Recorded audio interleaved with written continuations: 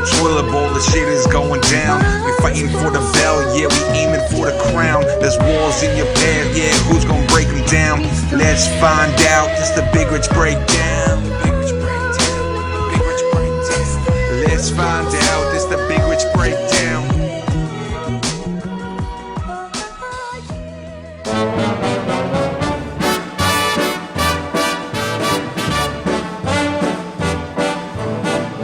I know I'd go from rags to riches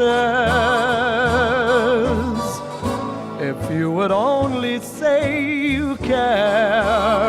Hello, boys, and welcome to this episode of the Big Rich Breakdown, where we break down all the matchups and storylines and everything else going on inside of the DFL. What a week this was. We had multiple matchups that went down to the wire. We had some struggling teams start to find their way. We had others that continued the downward trajectory. Some upsets and some dominant victories. We got a jam-packed episode this week. We got an interview with Alexi. Thank you, even though you weren't the league's first choice. As initially the league did vote in the missing Epicenter, Rogaz, but he turned down an interview as he said he was scared to face the music.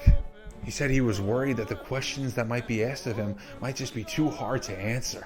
He has no idea what he's doing with his team. Should he buy? Should he sell? Is Egbuka too good to be true? Is Travis Hunter a cornerback? Either way, it's sad to see someone who was once one of the most outspoken people in this league crumble into being scared to face any kind of scrutiny whatsoever.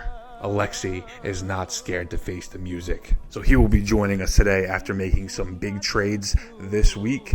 And also another win for Alexi. Shout out to you. Speaking of the trades, let's dive into some of the things that happened last week in the DFL, as there was quite a bit. We'll start off with the first trade of the week. Now, as I was scrolling through my weeks, like a good GM should, looking at future matchups, looking at bye weeks, I realized that in week 8, there was a position I could not fill, and it was in my running back room.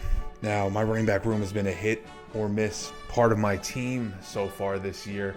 As you know, we have the two-headed monster in Seattle, which if they were one running back, they would be the running back one in the league. Genty is dealing with the worst offensive line that maybe the league has ever seen. And Devon Achane has been ever consistent for me, as Tua is just a check down maniac who can't throw it down the field but can throw it a little bit to his left. And Achane is always there waiting for that little check down. So thank you, Achane, for being always reliable for me. But in that week, Achane wasn't playing, and there was nobody I could put in a running back 2 spot. So I hit up Alexi, where there was a young player by the name of Bill sitting on Alexi's bench who hasn't yet broken out yet, but I see him sitting there on Alexi's bench. He's not getting a ton of usage. It's a little bit of a 3-way running back committee there in Washington. But with Jaden Daniels coming back, I wanted to take a chance. So I looked at my roster and what was the best offer I could come up with. I packaged some hard hitters here in Rex, which is sad to see him go. As I packaged together Xavier Scott, Harold Fannin, Tyquan Thornton, that was his first name, Tyquan Thornton, Patrick Mahomes' favorite touchdown target, and a 28 third and 4th together for Jawan Johnson and Bill. And while Bill didn't get the start this week for me, he did pop off for 27 points. He had 2 touchdowns against the Chargers. So very happy to get that from Alexi. Thank you so much. Alexi wasn't done, as he looked to replace the running back that he just lost, trading away the young stud. And he decided to go in a more veteran direction, as he traded Marvin Mims and a second for Aaron Jones. And this caused some controversy. It seems a lot of people didn't like that deal because Aaron Jones isn't actively playing. Direct quote from Mr. Bobby Smith, viewer of the show. Shout out to you, Bob. What in the world is Alexi doing? It's a great question. Maybe Alexi will answer it in today's interview. And the trading was not done, as usual, as the current epicenter of this league. I'm just going to claim it if there's no one here to take it. When I start trading, the league starts trading. We pop off nuclear events here in the DFL. As Jason picks up the tight end 1, Jake Ferguson, for his 28th first, and Terrence Ferguson, rookie, for the Los Angeles Rams. which is even further stacking up Kev's pool of draft assets, as well as his young talent that he's already building on this team. Would love to comment on that with Kevin, but again, he's scared to talk. And seeing that people were just throwing firsts out, I went and got one of the most talented receivers of all time. Yes, we know he's on the back 9 of his career, but he is still consistent and reliable. And while I wait for Brian Thomas Jr. to hopefully get back to himself and wait for Rashee Rice to come back, I picked up Devontae Adams from the bald man, Senya, as he's blowing it all up for a first and Luther Burden. Sad to see Luther Burden go. I really like that kid. I think he's going to be really good, but I'm looking to win this year. And the week of trading was wrapped up as Carmine was able to dump off Jordan Mason to Andrew, who was looking for some running back depth for 2 seconds in Chris Rodriguez. Shout out to Carmine for getting a pretty good haul for Jordan Mason, but I understand the need for Andrew as well. Now that we've wrapped up all the trades, let's get into the action of week 5. Let's start off with yours truly as I break down the DFL matchup of the week. As what was truly a great matchup between myself and the commissioner came down to Monday Night Football and Patrick Mahomes. And as he always does, Big Dick Trick came through. As Rags to Riches beats Chrome Future with a score of 144 to 132. For myself, I would say just about everybody showed up to their floor base expectation capacity. Jay Jetta is doing a little bit more as he puts up 19 for me, but that's about what you would hope to expect. But what I'm happy with is that everybody, for the most part, at least gave me double digits, which is kind of just like, this should be the bare minimum expectation of what my team does going forward, and we want no more nonsense from the first couple weeks. For Andrew, it was really a no-show by JMO, which really stopped him from prevailing in this one. As Jonathan Taylor continues his dominant season, dropping 31. As Andrew continues to make the league pay for clowning him for giving up a first for Jonathan Taylor. Chris Godwin's back in the lineup, but he's not really doing much for Andrew. But I'm sure that he is regretting not throwing Rashid Shaheed in the lineup instead, as that's 21 points sitting down there on the bench for Andrew, which he could have really used this week against me. But it feels so good to be back in the win column for 2 straight weeks, and 1 week closer to the return of Rashid.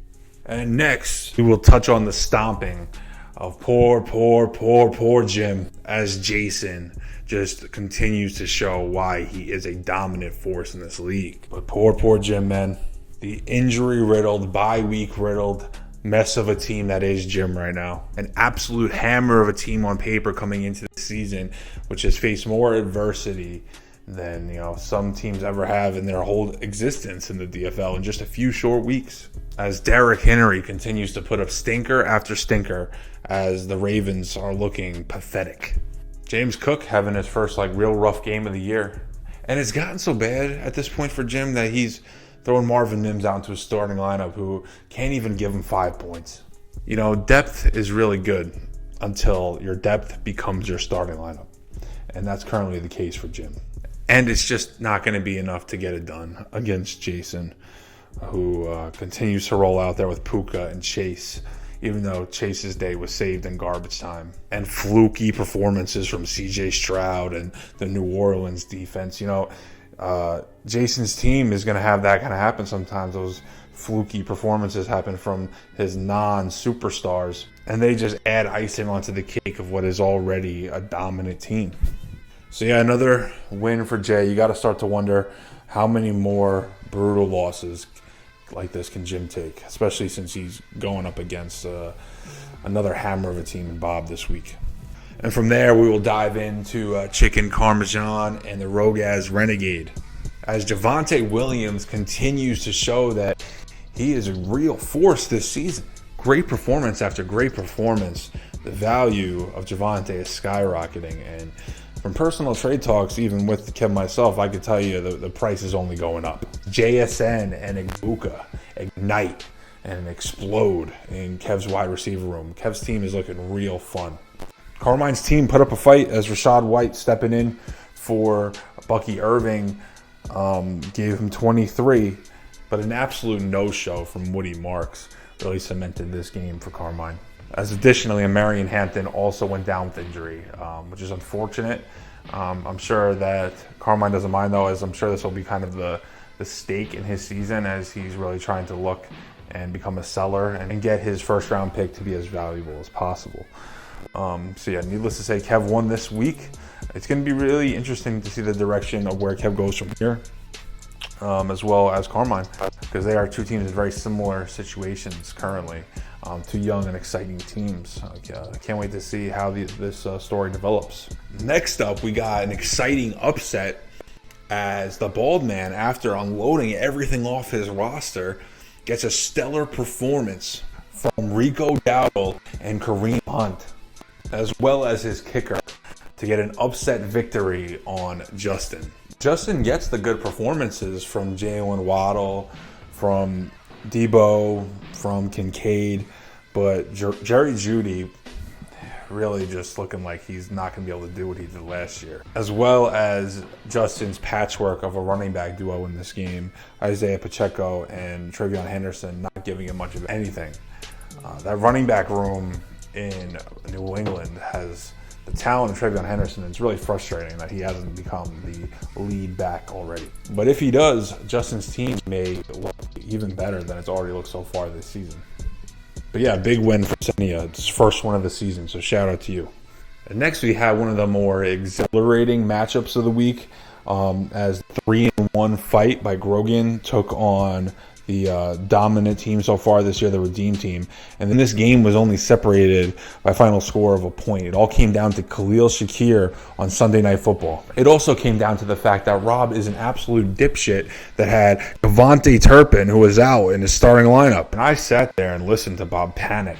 He was sure that Josh Allen was going to do it to him again and make sure that Khalil Shakir got that final point. But in the end, the 31 from Kyron, the 18 from Montgomery and Amon-Ra, the 18 from Michael Carter, who also was only on Rob's team because Bobby told him to pick him up, wasn't enough, as Christian McCaffrey continues to show why he is one of like the top two between him and Puka, most reliable guys in all of fantasy to get you more than 20 every week. Dak Prescott continues to explode every week, and Garrett Wilson continues to gather up points in the fourth quarter after looking like he's going to be a no-show. And Bob just continues to rack up points, now sitting at 4-1.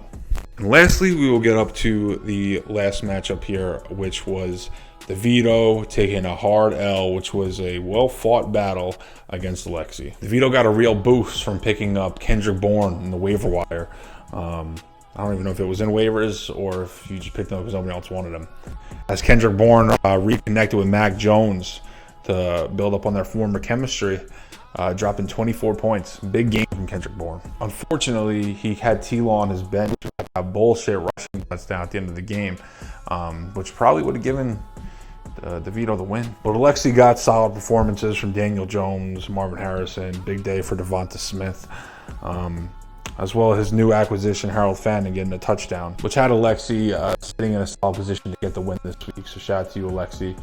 And that's a pretty good... And that's where we can transition to asking Alexi some questions about some things and how they're going for him in the DFL, maybe some decisions he made, some user-submitted questions. Remember, none of these are from me. It's all you guys. So any crazy questions, anything foul is said, remember, it's all from y'all, not from me. But Alexi, let's know what he has to say. Wait a goddamn minute. We'll get to Alexi in a second. But first, it turns out that Kev ducking rags to riches wasn't the only bad decision he was going to make today. He had something far more stupid up his sleeve as he busts his load all over the league. As he trades 1, 2, 3, 4, 5 firsts and a second for Baker Mayfield, George Kittle, Cooper Kupp, Hunter Henry, and Rico Dowdle. It appears as if Kev just couldn't wait. Patience is not the way of the Rogaz Renegade. Now granted, finding a top quarterback is hard to come by in this league. but 5 firsts for Baker, pretty much. Granted, George Kittle's going to come back, and I'm sure he'll still be a great tight end. For Kev to accumulate all those assets and throw it all at this trade, hey, honestly, got to respect it. Got in it to win it. Former champion. To think he could have been the one being interviewed today, could have reported this trade live. But anyway, we do have a great interview with Alexi, so let's go get to that. All right, welcome, Alexi, to here to have an interview here on the Big Rich Breakdown. I have some user submitted questions here, and remember, they're not from me, so if anything's mean, it's not me saying it, it's your peers. All right, the first question, Alexi, is your starters are mid, your bench is gross, you have no good picks. Real question is, when are you going into a full rebuild? Because you need it, son. The question, my starters being mid, bench being gross, no good picks, when am I going to do a full rebuild? I was actually in the works with Kev to try to trade some of my players. I guess that's not going to happen, being that Senya and Kev just made a deal. A blockbuster, I should say. So, I guess I'm going to go for the win for now. And let's see how it goes. Going for the win, you can try, Alexi. Yeah, I'm also stunned by that trade, but so is everybody else. But for the next question, how does it feel to be the epitome of sorry in this league? For this next question, being, what does it feel to be the epitome of sorry in our league? I do not think that is the case. I believe I have a 50% win percentage if you look at the all-time standings, and I do have a higher win percentage than Jason, DeVito, some of the guys who have already won championships. So it just takes time, fellas. It just takes time. I like Alexi pulling out the receipts, pulling out stats, saying that there are people far more sorry than he is. Way to defend yourself, Alexi. Hell yeah. And for the last question, one that's actually not insulting your team, what are some of your thoughts on why you made some of those moves last week? What are my thoughts on the recent trades last week? The first one being with JCM and Fannin. It sucks watching JCM go for 30 points against the Chargers, but I do think Fannin's a good tight end, and especially with Brock Bowers being out last week and maybe this week, it's a good move. It just sucks because JCM did put up 30. And in regards to the Aaron Jones move, I did it strategically because the time I did it, I was playing DeVito, hoping for an easy win. This week, playing Senya, I'm hoping this should be an easy win, especially after the deal. And the following week, I play Brzezinski, actually. I'm hoping he's back in time for that matchup. I saw Brzezinski's missing 2 running backs, so I was hoping I could steal a win there, even though his team is underperforming by his standards. So yeah, the reason I did it was purely strategic for Jones. I know the following 2 weeks were going to be hopefully easy wins, and the third week that I had Jones, I was hoping he can come back and help me get the win that week and help me push my team to the playoffs. So as you can hear, there was quite a bit of strategy in Alexi's thinking, and he's not as stupid as a lot of you are making him out to be. So give Alexi some credit. A lot of thought went into these trades. Granted, I'm pretty happy, and think you're a bit of a scrub for giving me Bill, but we all have our own preferences in life. And from there, we will move into next week and break down some of the matchups, picks, winners, and losers, and go over our power rankings. All right, well, starting off here with the patented DFL dud of the week, Now, while after the trade you might think that it's just pretty easy to throw Senia in every one of these, that would just be way too expected. I like to be unpredictable here on the Rich Breakdown. So the dud of the week is going to go to me and Carmine. And Carmine's team has shown a lot of promise this year, but he's got a lot of bye weeks happening this week, a lot of injuries, and he just all around sucks, and he's bald. So he's beaten me a lot in the past, but I think this year will finally be when I wax that bald head of Carmine's finally and once and for all. But maybe next year, Carmine. And then I'll bring us to Senia's matchup against All In for the Riches. Yeah, I'm going to go with Alexi to win this matchup because Senia's team is probably one of the worst rosters in the history of the DFL right now after that trade. And then after that, we got Bijan Mustardson going up against Grogan. Fight. While your name is Fight, I don't think we put in much of a fight in this matchup. You are a pathetic loser, and you will be losing to the dominant Jason. And that'll bring us to I think a really exciting matchup, but due to some storylines, I don't think quite the matchup of the week will be Chrome Future going against the Rogaz Renegade. After adding a bunch of new assets to his team this week, Rogaz Renegade is projected to win this matchup.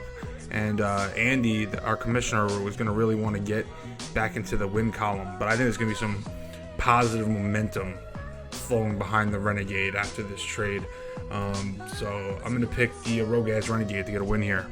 And then that'll take us to Justin going up against DeVito, where I think that Justin will get back into the win column just because his team is just a little bit more superior than DeVito. And then that'll get us to the DFL matchup of the week. And it's really, at this point, it's getting to the point where it is a must-win for Jim for a two-point conversion as he goes up against the gauntlet of the Redeem team. Now, on paper, the Redeem team should probably win this matchup, but there's a lot riding on this for Jim. I don't know if he can continue to fall in the standings with a league this competitive.